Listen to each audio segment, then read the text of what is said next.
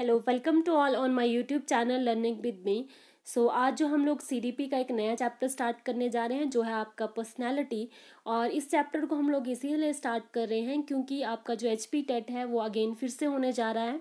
तो उसके लिए जो है वो अभी से प्रिपरेशन करना ज़रूरी है क्योंकि एचपी में कुछ गिने चुने चैप्टर्स को ज़्यादा इंपॉर्टेंस दी जाती है और उनमें से पर्सनैलिटी भी एक है जिसमें पर्सनैलिटी चैप्टर से क्वेश्चन जो है वो पूछा ही जाता है।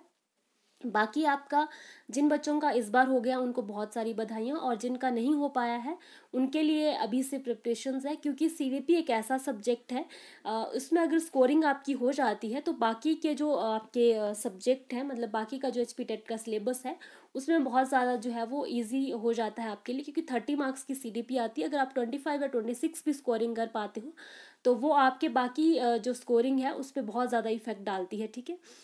अगर आप मेरे चैनल पे नए हैं या पहली बार देख रहे हैं तो प्लीज़ लाइक कीजिए, शेयर कीजिए एंड सब्सक्राइब कीजिए। स्टार्ट करते हैं आपका पर्सनालिटी चैप्टर। पर्सनालिटी जिसको कि हिंदी में व्यक्तित्व कहा जाता है, मीनिंग ऑफ पर्सनालिटी। तो आज से लगभग 2000 वर्ष पहले पर्सोना ग्रीक वर्ड है वो यूज़ किया जाता था आपका किसके लिए, पर्सनालिटी के लिए। द वर्ड पर्सोना मीन्स, तो पर्सोना का मतलब जो होता है वर्ड मीनिंग वो होता है आपका मास्कअप और ड्रेसअप। अगर हम वर्ड मीनिंग देखें पर्सोना की, the meaning of personality by persona word is outer और external qualities of a personality. तो मतलब जो हमारी एक्सटर्नल और आउटर क्वालिटीज होती है वो क्या है, आपकी पर्सनैलिटी है। ठीक है। According to the Allport 1924, personality is the dynamic organization with the individual of those psychophysical system that determine his unique adjustment to his environment. Still ये definition follow की जाती है।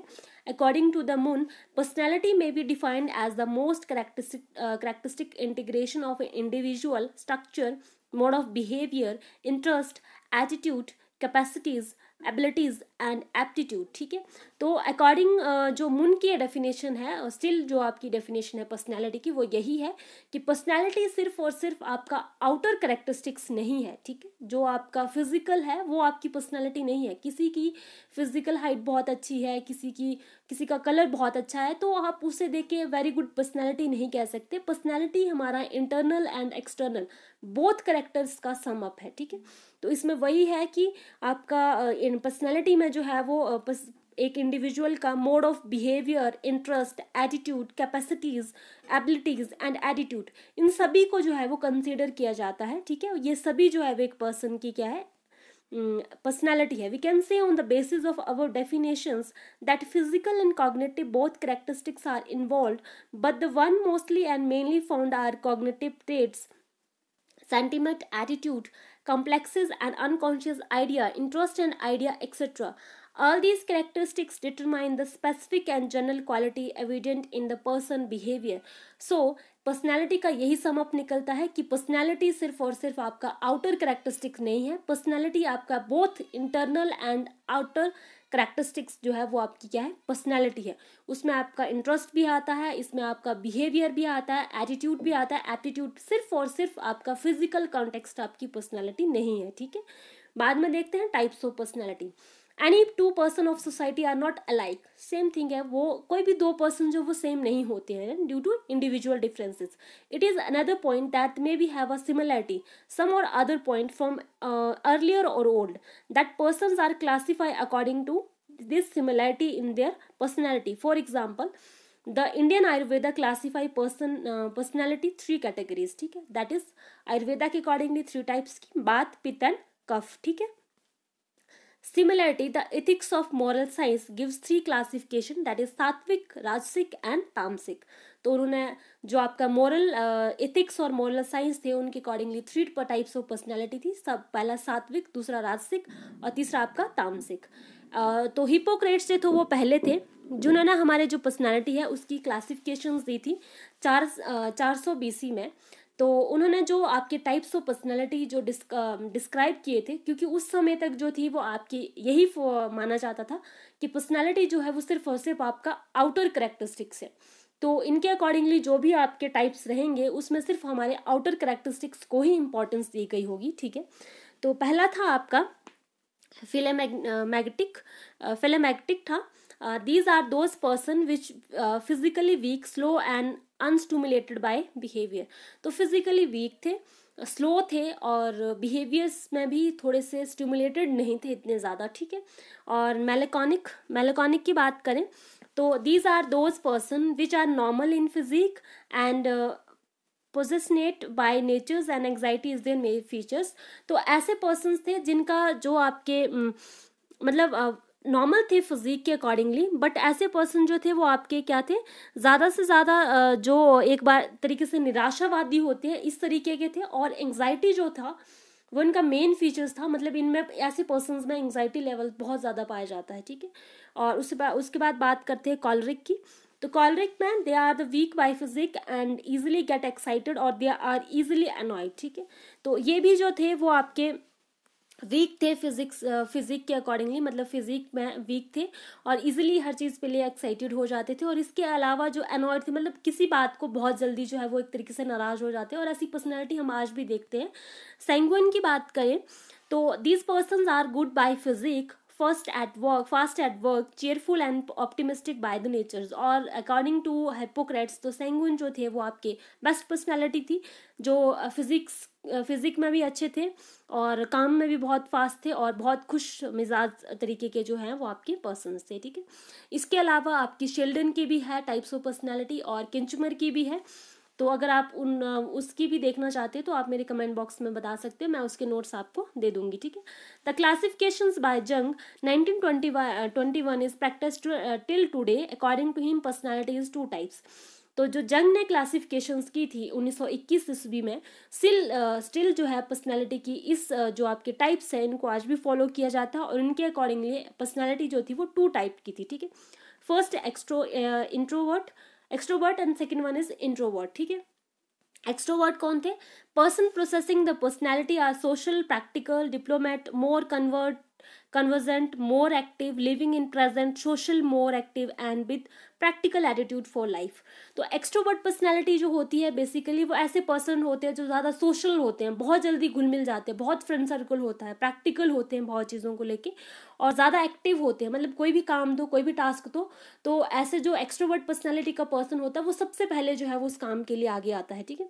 तो ऐसे जो थे वो आपकी एक्सट्रोवर्ट पर्सनैलिटी थी। Introvert personality, person processing this type of personality are formal, idealistic, less social, lovely, slow in taking decision, take longer time in putting their decision to actions, emphasizing on futures and talk less। तो जो introvert personality थी, I am also introvert personality, तो ये जो person होते हैं वो आपके फॉर्मल होते हैं ज़्यादा, ठीक है, आइडियलिस्टिक होते हैं, लेस सोशल होते हैं, कम फ्रेंड सर्कल होता है इनका, स्लो इन टेकिंग डिसीजन, किसी भी डिसीजन तक बहुत जल्दी नहीं पहुंचते हैं, और अगर डिसीजन ले लिया तो उसको पुट करने में बहुत समय लेते हैं। इसके अलावा जो अपना फ्यूचर है उस पर ज़्यादा एम्फोसिस करते हैं, तो इस तरीके, और बहुत कम जो है वो बातूनी होते हैं, मतलब कम बातें करते हैं ऐसे पर्सन्स, ठीक है। और 1947 में क्या हुआ कि जो आपके जंग थे इन्होंने जो क्लासिफिकेशंस दी थी, तो इनके अकॉर्डिंगली जो एक्सट्रोवर्ट पर्सन होता है वो हिस्टेरिया की तरफ जाता है, जो इंट्रोवर्ट पर्सन होता है वो साइकोसिस की तरफ जाता है, ठीक है। तो इन्होंने एक सजेशन दिया था, इसी सजेशन को जो है वो आपके क्या किया, फर्दर जो इस सजेशन को आइजेंक ने जो है वो आपके फॉलोअप किया। तो उसके बाद आलपोर्ट की जो ये 3 टाइप्स ऑफ पर्सनैलिटी, उसमें एक टाइप और ऐड हुआ, दैट इज एमीवर्ट पर्सनैलिटी, ठीक है। एमीवर्ट या मीजोवर्ट भी बोला जाता है। The person processes the personality trait of both introvert and extrovert types of some situation they show trait of introvert personality and in some situation they behave as extrovert personality type. तो जो आपके एमीवर्ट होते हैं वो कैसे person होते हैं, उसमें बोथ इंट्रोवर्ट और एक्सट्रोवर्ट दोनों के ही ट्रेट पाए जाते हैं। कुछ सिचुएशन में जो है वो आपके ये इंट्रोवर्ट की तरफ, मतलब इंट्रोवर्ट की तरह जो है वो बिहेव करते हैं, और कुछ सिचुएशन में जो है वो एक्सट्रोवर्ट की तरह ये बिहेव करते हैं। सम ऑर्गेनाइजेशन इन पर्सनैलिटी, इसको हम लोग इसीलिए डिस्कस कर रहे हैं क्योंकि HP टेट में जो है वो कई बार ऐसी टर्म्स पूछी जाती हैं कि कौन सा पर्सनैलिटी डिसऑर्डर है, तो अगर आपने ये टर्म्स नहीं सुनी होती है तो आप उसमें कंफ्यूज हो जाते हैं, तो इसीलिए हम लोग इन टर्म्स को जो है वो डिस्कस कर रहे हैं।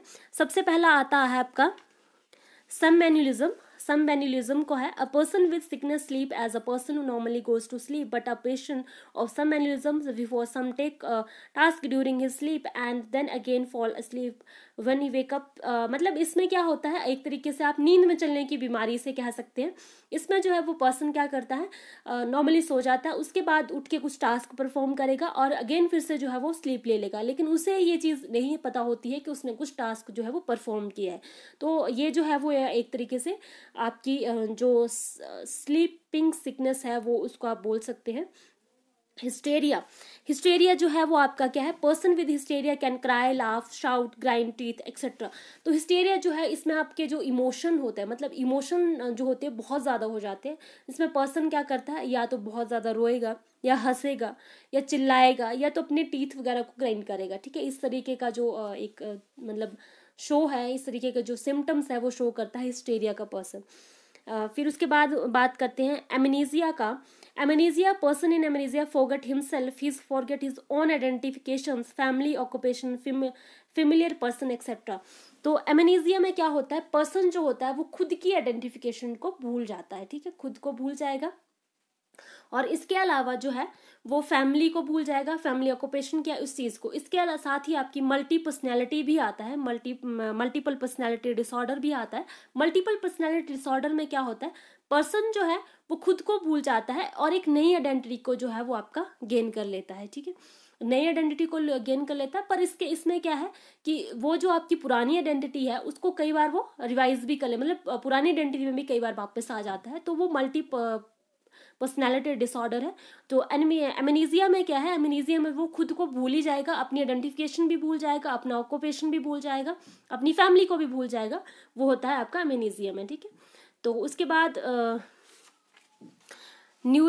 न्यूरोएस्थीमिया में क्या होगा, person experience excessive fatigue, this fatigue is not due to the physical labour but due to the mental conflict and mail adjustment.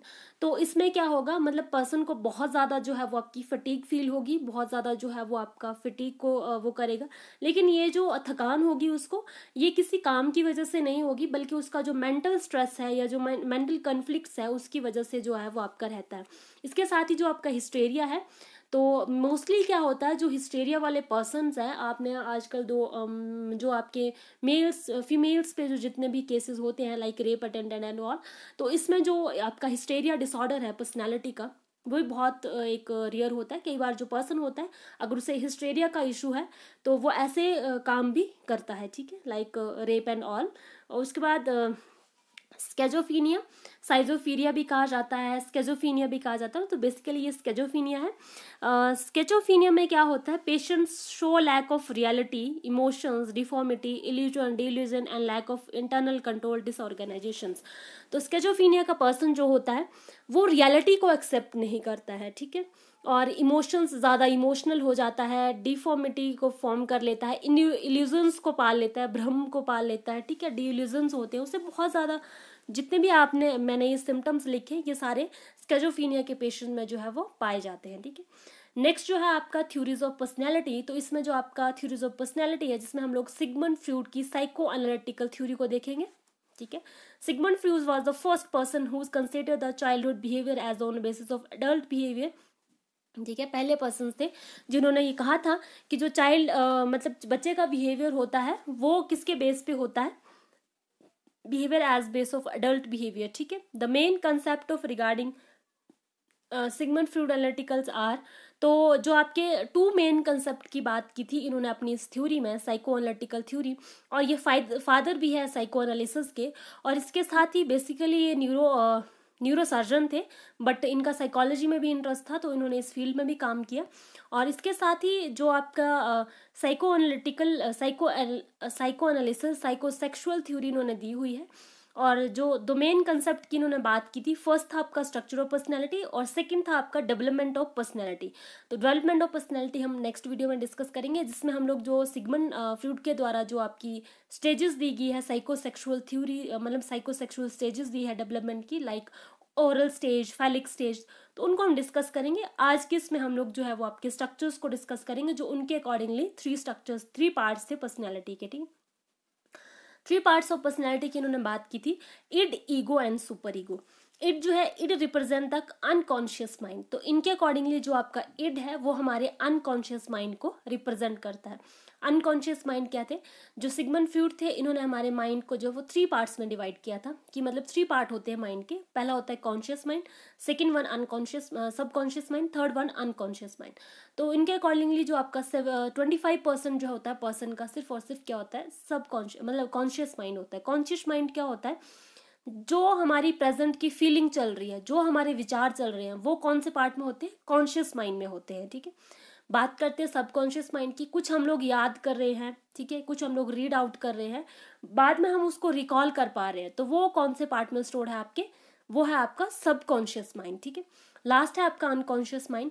कुछ ऐसी डिजायर्स, कुछ ऐसी विशेस जो खुद उस पर्सन को भी नहीं पता है, तो वो मतलब जिस तक एक डार्क साइड होता है हमारे माइंड का, जहाँ तक जो है वो खुद पर्सन भी नहीं पहुंच पाता है, चाहे वो कितनी रिकॉल करने की कोशिश करे, या फिर अनअवेयर होता है उन चीज़ों से, उन विशेस से, उन डिजायर से, तो वो है आपका कौन सा पार्ट, अनकॉन्शियस माइंड। ठीक है, अनकॉन्शियस माइंड का पार्ट है। ठीक है, तो इट जो है वो आपका रिप्रेजेंट करता है अनकॉन्शियस माइंड को। Its nature is just like instinct and want to fulfill or satisfied immediately the various wishes, motivation, desire, etc. It is totally affected by pleasure principle. So it जो होता है basically वो by nature ऐसा होता है कि कोई भी desire है या कोई भी wish है, तो it चाहता है कि उस चीज़ को जल्दी से जल्दी जो है वो फुलफिल किया जाए। ठीक है, और जो आपका इड है वो आपका प्लेजर प्रिंसिपल पे वर्क करता है, मतलब उसको खुशी चाहिए, बस उसको जो विश है वो पूरी होनी चाहिए। ठीक है, जो डिजायर उसके माइंड में है वो पूरी होनी चाहिए, ये है इड। ठीक है, और इसके अलावा इड में जो हो लाइफ इंस्टिंक्ट और डेथ इंस्टिंक्ट्स होती है। लाइफ इंस्टिंक्ट्स को इरोज कहा जाता है, डेथ इंस्टिंक्ट्स को थैनेटोस कहा जाता है। कौन सी होती है लाइफ इंस्टिंक्ट और डेथ इंस्टिंक्ट, इसके लिए आप मेरी प्रीवियस वीडियो है जिसमें स्ट्रक्चर ऑफ पर्सनैलिटी को मैंने डिस्क्राइब किया, तो वो ज़्यादा डिटेल्स है, आप उसको देख सकते हैं। Ego, ego is develop from id. तो ईगो जो है वो आपका इड से डेवलप होता है। It is the logical organisation and rational part of person, but its get energy from the id. तो बेसिकली जो आपका ईगो होता है वो एक लॉजिकली ऑर्गेनाइज्ड और रैशनल पार्ट होता है हमारी पर्सनैलिटी का, लेकिन ये एनर्जी किससे लेता है, इड से एनर्जी लेता है। It compromises with the situation of environment and helps to fulfil the desire of its. तो ये जो क्या करता है, कॉम्प्रोमाइज करता है जो इन्वायरमेंट, मतलब इड जो है वो आपका रियलिटी प्रिंसिपल पे, सॉरी ईगो जो है वो आपका रियलिटी प्रिंसिपल पे वर्क करता है। जो रियलिटी है उसको, उस पर जो है वो फोकस करता है। ठीक है, ये आपका ईगो। तो इसमें क्या होगा, जो सिचुएशन होगी इन्वायरमेंट के अकॉर्डिंगली, जैसी सिचुएशन होगी उसके साथ कॉम्प्रोमाइज करेगा कौन, ईगो। जैसे इड डिमांड करेगा कि उसको जो है वो विश जो है वो फुलफिल करनी है। अगर ईगो ने देखा कि अभी जो सिचुएशन है, इन्वायरमेंट सिचुएशन है, वैसी उस विश को फुलफिल करने वाली नहीं है, तो वो कॉम्प्रोमाइज करेगा उस सिचुएशन के अकॉर्डिंगली। ठीक है, और इड की जो विशेज है उनको पूरा करने की कोशिश करेगा, ये है ego. Super ego is lastly develop moral और ethical part of a person. This is develop part of ego mental mechanism like identification and interjections help in it development. ठीक है, तो बेसिकली जो आपका सुपर ईगो है वो work करता है आपका मॉरल प्रिंसिपल्स पे। तो इड की डिमांड जो होगी, जो आपका इड का डिमांड करेगा, तो उसको जो है वो आपका सुपर ईगो जो है वो अगर मोरली करेक्ट नहीं है, तो जो आपका सुपर ईगो है वो सुप्रेस करेगा हमारे ईगो को, कि इस विश को जो है वो अभी फुलफिल नहीं किया जाए तो ज़्यादा बेटर रहेगा। ठीक है,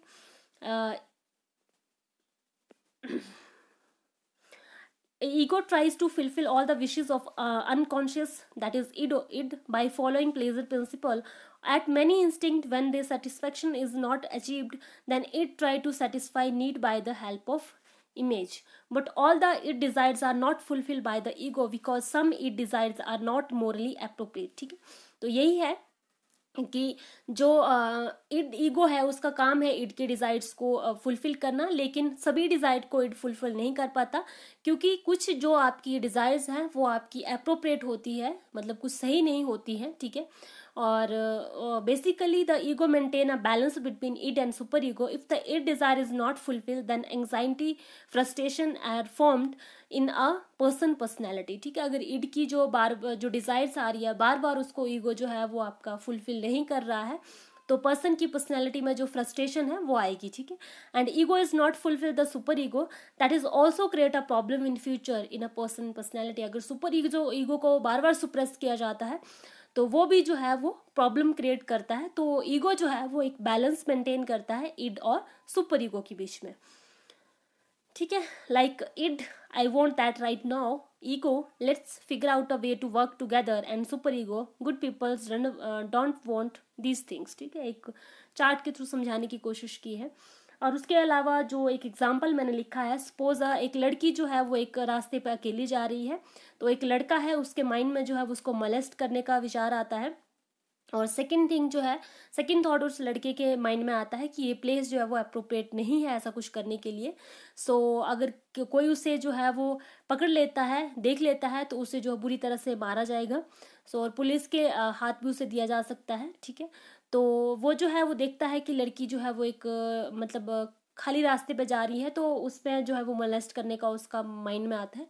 देन उसके बाद जो है वो उसका थर्ड थॉट आता है उसके मन में कि ये हेल्पलेस लड़की है और किसी की सिस्टर हो सकती है, ये मेरी सिस्टर की तरह है, और वो जो है वो उसको मोलेस्ट करने का जो एक उसके माइंड में थॉट आ रहा है उसको जो है वो एक तरीके से मतलब छोड़ देता है, ठीक है। तो फर्स्ट विश जो लड़के के मन में आई वो इड है, वर्किंग ऑन प्लेजर प्रिंसिपल। वो जो है वो वर्किंग मतलब जो आपका फर्स्ट थॉट उसके मन में आ रहा है वो उसका इड है, ठीक है, जो प्लेजर प्रिंसिपल पे वर्क कर रहा है, और ये भी नहीं देखा जा रहा है कि क्या वो सही है क्या वो गलत है, ठीक है। और उस चीज़ को डिमांड कर रहा है कि उसे जल्दी से जल्दी क्या चीज़, सेटिस्फेक्शन चाहिए, ठीक है। सेकेंड थॉट जो उसके मन में आ रहा है कि अगर मैं ऐसा करूँगा, ये जो जगह है वो अप्रोप्रिएट नहीं है, तो वो उसका ईगो है जो रियलिटी प्रिंसिपल पे वर्क कर रहा है कि अगर मैं ऐसा कुछ करता हूँ तो मेरे साथ ऐसा भी हो सकता है, मुझे पुलिस में अरेस्ट किया जा सकता है या फिर मुझे मारा भी जा सकता है। थर्ड थॉट जो उसके मन में आ रहा है कि जो लड़की है उसकी रिस्पेक्ट करनी चाहिए, ठीक है, और वो किसी मतलब मेरी बहन की तरह है, तो वो आपका मोलैरिटी प्रिंसिपल पे वर्क कर रहा है, वो उसका क्या है, सुपर ईगो है। इसके अलावा एक और एग्जाम्पल के थ्रू हम समझते हैं, अ टीनेजर एक लड़का है, वो एक लेसन के मिडिल में है, ठीक है, और इम्पॉर्टेंट लेसन चल रहा है स्कूल में, लेकिन उसे एकदम से अर्ज आती है पी की, ठीक है, मतलब एकदम से उसे वॉशरूम का जो है वो एक अर्ज आती है, और वो जो है वो बहुत जल्दी जो है वो जाना चाहता है वॉशरूम के यूज़ के लिए, लेकिन उसके माइंड में जो है वो पहला आता है कि वो क्लास से भाग जाए, मतलब बिना टीचर को पूछे जो क्लास से भाग के बाथरूम की तरफ चला जाए, ठीक है। और ईगो जो है वो याद दिलाता है उसे, जो भागने वाला है वो उसका इड है कि भाग जाए क्लास से, ईगो जो है वो उसका याद दिलाता है कि जो टीचर है उससे वो क्लास में परमिशन, मतलब जो लेसन चल रहा है उसका क्लास में बहुत ज़्यादा इम्पॉर्टेंट है और उसमें टेक्निकल एस्पेक्ट्स को जो है वो समझाया जा रहा है, अगर वो जो है वो चला जाता है तो उसका वो पार्ट मिस हो जाता है। देन उसके बाद जो थर्ड थॉट उसके मन में आता है वो आपका क्या है कि वो जो है वो उस चीज़ को डिले करता है, मतलब जो उसकी डिज़ायर है उसको डिले करता है, ग्रेटिफिकेशंस नहीं करता है। तो वो जो आपका मतलब लेसन है उसको बीच में नहीं छोड़ता है और उस चीज़ को जो है वो आपका कंटिन्यू करता है। तो फर्स्ट और जो उसके मन में आई वॉशरूम जाने की, वो उसका इड है, क्योंकि वो जल्दी से जल्दी क्या चाहता है, ग्रेटिफिकेशन चाहता है, जल्दी से जल्दी फुलफिलमेंट चाहता है। Second, lesson is important, second thing जो उसके माइंड में आई कि लेसन बहुत ज़्यादा ज़रूरी है, उसे लेसन को नहीं छोड़ना चाहिए, वो उसका ईगो है, super ego. He can ask teacher for permission instant of run out from the class. तो वो थर्ड थॉट जो उसके मन में आता है कि वो टीचर को भी पूछ सकता है, क्लास से भागने की बजाय जो है वो टीचर से भी पूछ सकता है, तो वो आपका थर्ड थॉट जो है वो उसके माइंड में आता है, वो आपका क्या है, सुपर ईगो। तो आज की वीडियो बस इतना ही। तो प्लीज़ अगर आप मेरे चैनल पे नए आ रहे हैं तो लाइक कीजिए, शेयर कीजिए एंड सब्सक्राइब कीजिए, और अगर किसी को हिंदी मीडियम में चाहिए तो प्लीज़ मुझे जो है वो अपने कमेंट बॉक्स या फिर थ्रू मेल या फिर इंस्टाग्राम पे आप मैसेज कर सकते हैं। मैं इंस्टाग्राम हैंडल का जो आपका इंस्टाग्राम हैंडल का जो लिंक है वो डिस्क्रिप्शन बॉक्स में प्रोवाइड कर दूंगी, और साथ के साथ ही हिंदी मीडियम वालों को वहाँ से नोट्स मिल जाएंगे, क्योंकि मैंने नोट्स जो है वो मेरे पास हिंदी का भी सेट बना हुआ है, ठीक है। और नेक्स्ट जो है वो हम लोग डिस्कस करते हैं डेवलपमेंट ऑफ पर्सनैलिटी, और इसके साथ ही हम लोग जो एरी एरिक्सन की थ्योरी है उसको भी डिस्कस कर लेंगे, क्योंकि वो भी आपके सिगमंड फ्राइड से बहुत ज़्यादा प्रभावित थे, ठीक है। मतलब सिमिलर है तो याद करने के लिए ईजी रहेगा। बाकी आज की वीडियो में इतना ही। प्लीज़ लाइक कीजिए, अगेन शेयर कीजिए एंड सब्सक्राइब कीजिए मेरे चैनल को। Thank you so much.